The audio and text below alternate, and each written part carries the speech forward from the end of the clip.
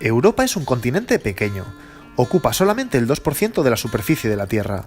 Sin embargo, su historia es flipante. ¿Tienes 10 minutos? Empecemos desde la prehistoria. Europa está habitada por varios pueblos celtas, germanos, eslavos, itálicos, helénicos, entre otros. Y en el año 1000 a.C. aparece la primera gran protagonista, la civilización griega. Fue un imperio increíble, y las aportaciones que ha dejado a la humanidad son la leche. Crean las polis, las ciudades, pero es que destacan en arte, arquitectura, astrología, filosofía, medicina y, cómo no, crean los Juegos Olímpicos. Los griegos se mueven por toda la cuenca del Mediterráneo y del Mar Negro, y van ocupando diferentes territorios. Con Alejandro Magno, Grecia llega a su momento de mayor poderío. Es el siglo IV a.C. Paralelamente, aparece en el Mediterráneo otra gran ciudad, Roma. Roma va ganando progresivamente organización y va expandiéndose, tanto que se convierte en la gran competencia de Grecia, y se crea una lucha de poder entre ambos imperios. Pasan casi un siglo luchando, pero finalmente, en el 146 a.C., Roma gana a Grecia, y se extiende por toda esta zona que antiguamente era zona griega. Pero Roma no se conforma con eso, y va ocupando también la zona interna de Europa, llegando hasta el cauce del Rin y del Danubio. Fíjate, en el 46 después de Cristo entran hasta Inglaterra y Gales. Es el momento de mayor extensión. Es por eso, entre otros motivos, por el que el imperio se divide en dos, Roma y Constantinopla, lo que siglos más tarde será Bizancio. Al otro lado de estos ríos están los pueblos germánicos empujando.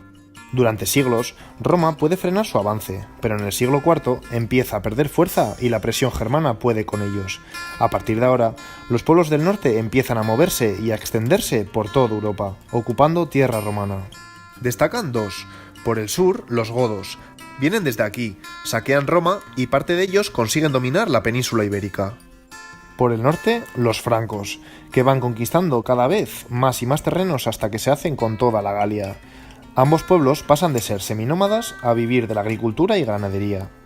¿Y por el norte de Europa qué pasa? ¿Te acuerdas? Esta zona ha estado poblada por tribus eslavas, pero es que a su vez se ha ido repoblando por gentes llegadas de Asia.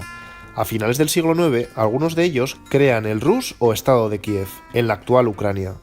La Rus, que por cierto, de ahí proviene el nombre de Rusia, crece y se divide en diferentes principados que compiten entre ellos por el control, hasta que en el siglo XIII llegan los mongoles e imponen vasallaje, es decir, les someten. Muchos rusos huyen de los mongoles y se organizan en Moscú. Moscú se va haciendo progresivamente más fuerte, y cuando en el siglo XIV el imperio mongol entra en declive, Moscú obtiene el liderazgo de la zona, con Iván el Terrible como el primer zar. Se ponen los cimientos del futuro Estado ruso. Te iré contando esto por capítulos. ¿Y por esta otra zona? Atención, los pueblos musulmanes se están extendiendo por el norte de África, y en el año 711 entran en Europa por aquí, y conquistan la península ibérica. También intentan expandirse por aquí, territorio bizantino. Bueno, pues en el 1453 conquistan Constantinopla, y siguen su avance durante los siguientes siglos hasta llegar aquí. Llegamos al siglo XV. Europa se ha ido organizando en monarquías que gobiernan amplias zonas. En general, la población europea vive bajo el dominio de reyes y aristócratas, y en condiciones laborales y sociales nada buenas. Los musulmanes han sido expulsados de la península ibérica, pero siguen controlando el Mediterráneo. Así que ahora Europa busca nuevas alternativas de comercio. Empieza la época expansiva de Europa. El primero en viajar es Portugal, en el siglo XV, y lo hace África instalándose en varias zonas de costa. Los siguientes son los castellanos, pero ya verás, para entonces ya se sabe que la Tierra es redonda, por lo que creen poder llegar a India por el Atlántico. Pero, sorpresa, se encuentran con América y comienza su conquista. España llega a colonizar todo esto. Luego les siguen los portugueses, que se quedan en esta zona. Los franceses viajan a Canadá y Antillas y ponen sus colonias. Los ingleses hacen lo mismo en el norte de América, y los holandeses también cogen su parcela aquí. Todos en Europa quieren quedarse con alguna parte del continente. Y por si fuera poco, atento, los europeos consideran que no tienen suficiente con la población autóctona para que realicen los trabajos más duros en sus colonias, así que a partir del siglo XVI van a África, secuestran a cientos de miles de sus gentes y los llevan a América como esclavos. 3 siglos de esclavitud, incomprensible. Pero un momento, Volvamos un poco para atrás en la historia. Europa anda como loco conquistando tierras, pero dentro del continente tienen un problema grave. No hay definido todavía un reparto interno de tierras, y esto crea mucha tensión. No te lo he dicho antes, pero desde el siglo XIV se suceden guerras una detrás de otra entre diferentes reinos, en el intento de lograr más terreno y poder. Y bueno, en esta vorágine bélica y colonizadora, durante los siglos XVII y XIX, surge un nuevo movimiento cultural e intelectual en Europa, la Ilustración. Hartos de tanto dogmatismo religioso y abuso de poder de monarquías absolutistas, se defiende la libertad de pensamiento y la igualdad de las personas. Esta ideología desemboca en la Revolución Francesa. Bajo el lema de libertad, igualdad y fraternidad, se crea una revolución del pueblo que acaba con la eliminación de los reyes. Los guillotinan. Por miedo a que esa revolución se expanda a más territorios europeos, Austria, Prusia, el norte de la Alemania actual y más tarde Gran Bretaña, inician la invasión de Francia. Francia reacciona con más fuerza. Bajo el mando del famoso Napoleón, invaden todo esto. Al final, todos juntos consiguen derrotar a Napoleón en la batalla de Leipzig. Eso sí, las ideas liberales de igualdad y contra el absolutismo monárquico no tienen marcha atrás y se van arraigando cada vez más en toda Europa, y las diferentes monarquías van debilitándose. Pero es que además pasa otra cosa importante. Estas invasiones desatan en las zonas asaltadas un sentimiento de identidad como nación, surgiendo así los nacionalismos en una y otra parte. Demasiada información en poco tiempo, ¿no? Pues disculpa, pero es que hay más. ¿Te acuerdas del Rus? Pues en los últimos siglos ha evolucionado, se ha extendido hacia el este conquistando todo Siberia y ha estado bajo el gobierno de diferentes zares. Pues como consecuencia de estos movimientos liberales que te acabo de contar, el zar también empieza a perder poderes. Seguimos, porque ahora que las monarquías están tan debilitadas y que ha surgido el movimiento nacionalista, en América las zonas colonizadas empiezan a independizarse de Europa. La primera, Estados Unidos, el 5 de julio de 1776. Luego le seguirán el resto de zonas hasta 1902, que lo hará Cuba. Pero Europa no para con sus conquistas. Si pierdo colonias en América, pues las busco en otras zonas del mundo. Holanda se hace con Indonesia, e Inglaterra ocupa Australia, Nueva Zelanda e India. Al mismo tiempo, 7 países europeos han ido invadiendo África, y se hacen con casi todo el continente. Y ahora, déjame que te haga un spoiler. En 1913, estos 7 países pactarán un reparto del continente. Se lo repartirán como una tarta, para evitar las tensiones que estaban surgiendo entre ellos por los terrenos africanos. Es flipante, ¿a que sí?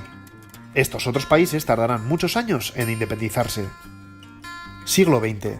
Esta sed de poderío, no obstante, genera una gran tensión interna dentro de Europa, y en ese contexto, Prusia invade Francia. A partir de este hecho, aumenta la tensión entre los países, y en un entramado de alianzas e intereses políticos se produce la Primera Guerra Mundial, la Triple Alianza contra la Triple Entente. Luego se les añadirán más países. Alemania pierde la guerra, y el resultado es de millones de muertos y un estado de desolación por toda Europa. Y espera, porque por si fuera poco, en Rusia se produce la Revolución Rusa. El comunismo se hace con el poder y el régimen se extiende a las naciones más próximas. Surge así la Unión de Repúblicas Socialistas Soviéticas, primera zona comunista del mundo. Tras la Primera Guerra Mundial, más allá de conseguir una conciliación entre países, la enemistad y tensiones del pasado continúan. En esta época surgen dictaduras en diferentes países. Mussolini en Italia, Franco en España, Salazar en Portugal y, como sabes, Hitler en Alemania. Estos dictadores provocan un aumento de esa tensión y explota la Segunda Guerra Mundial. La peor contienda bélica de la historia, y en la que muchas de las naciones del mundo se implican. Mueren millones de civiles, se produce el Holocausto y se utilizan por primera y única vez las armas nucleares.